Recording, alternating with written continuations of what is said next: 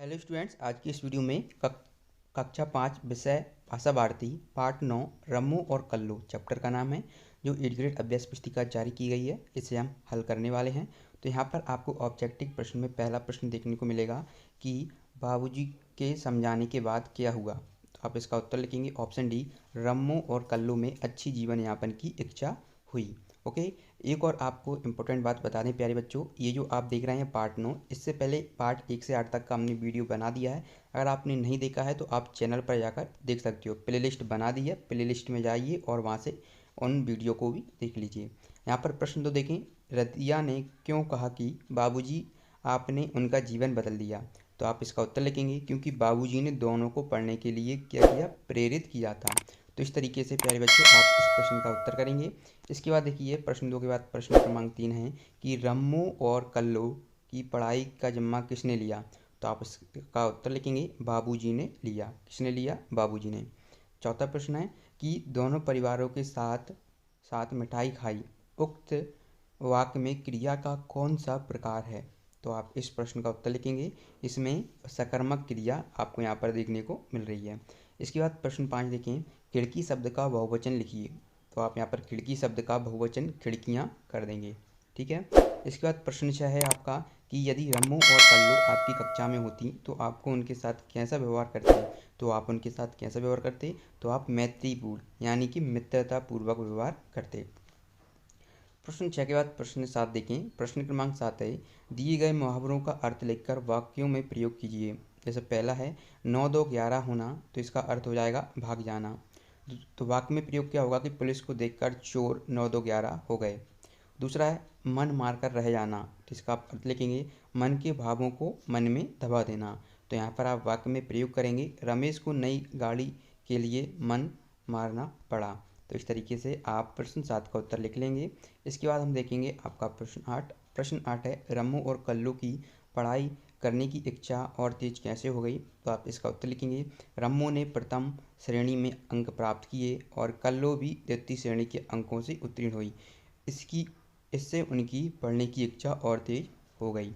ठीक है, इस तरीके से आप इस प्रश्न का उत्तर कर लेंगे। ये आपका 8वें का। इसके बाद देखिए प्रश्न 9 है कि रदिया अपनी बेटियों को पढ़ाने से मना क्यों कर रही थी। तो ये प्रश्न 9 है। फिर इसके बाद आपका प्रश्न 10 है कि अकर्मक क्रिया वाले 2 वाक्य लिखिए। तो यहाँ पर पहले तो आप लिखेंगे अकर्मक क्रिया वाले 2 वाक्य में पहला लिख देंगे कि दिनेश गाता है, दूसरा वह जाता है। ठीक है, ये आप यहाँ से कर लोगे। ठीक है।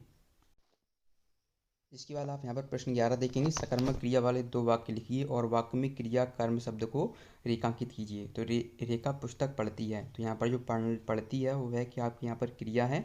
ठीक है, तो क्रिया कर्म शब्द को रेखांकित कीजिए। दिनेश गीत गाता है, तो क्रिया क्या होती है, गाता। यहाँ पर गाना क्या है, क्रिया है। चलिए इसके बाद देखिए प्रश्न 12। प्रश्न 12 है कि निम्नलिखित वाक्यों को सकर्मक क्रिया वाले वाक्य में बदलिए।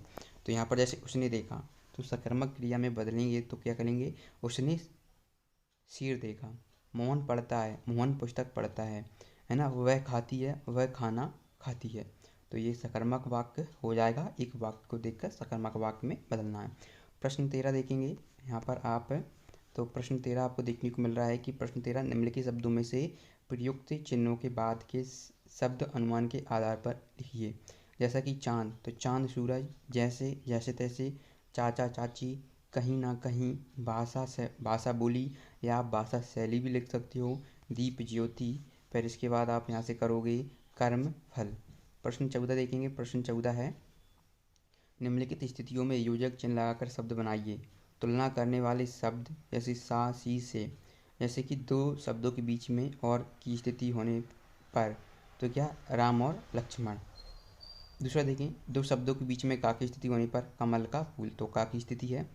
पुनरुक्त शब्दों के बीच जैसे टर्टर, 2 शब्दों के बीच ना की स्थिति होने पर, तो किसी ना किसी, तो यहाँ पर ना बीच में है। तुलना के लिए सा सी से स्थिति होने पर, तो मोटा सा। तो इस तरीके से हमने ये कंप्लीट कर लिया। इसके बाद आपका आता है प्रश्न 15। निम्नलिखित शब्दों के मध्य में योजक चिन्ह हटाकर योजक चिन्ह के स्थान पर क्या लिखा जाएगा। जैसे सुख दुख, ये योजक चिन्ह है बीच में, तो यहाँ पर सुख और दुख। राजधर्म, राजा का धर्म। धर्म अधर्म, धर्म और अधर्म। विश्राम गृह, विश्राम का गृह। भक्ति भाव, भक्ति से भाव। इस तरीके से प्रश्न 15 का हल करेंगे आप। इसके बाद फिर आपका आता है प्रश्न 16। प्रश्न क्रमांक 16 देखिए, दिए गए वाक्यों के प्रयोगों का एक उदाहरण देकर लिखिए। जैसे पहला आज्ञावाचक वाक्य, तो आप लिखेंगे रमेश पत्र लिखूं। दूसरा विस्मयादिबोधक वाक्य, अरे तुमने कहा क्या। इच्छावाचक वाक्य में लिखेंगे भगवान तुम्हें दीर्घायु करे। प्रश्नवाचक वाक्य में आप करेंगे क्या तुम स्कूल जाओगे, ठीक है, आओगे। इसके बाद देखिए प्रश्न 17 है। प्रश्न 17 है, आपके अनुसार पढ़ना लिखना क्यों ज़रूरी है ना। तो आपको बताना है, तो इसका आप उत्तर लिखेंगे आज के समय में पढ़ना लिखना बहुत ज़रूरी है, क्योंकि आज के इस आधुनिक युग में पढ़ाई समुद्र में उस नाव के समान है जिस पर सवार होकर हम अपनी मंजिल तक पहुंच सकते हैं तथा अपना जीवन को समृद्ध कर सकते हैं। ये प्रश्न 18 है, निस्वार्थ भाव से सेवा करने से क्या लाभ होंगे, अपने विचार लिखिए।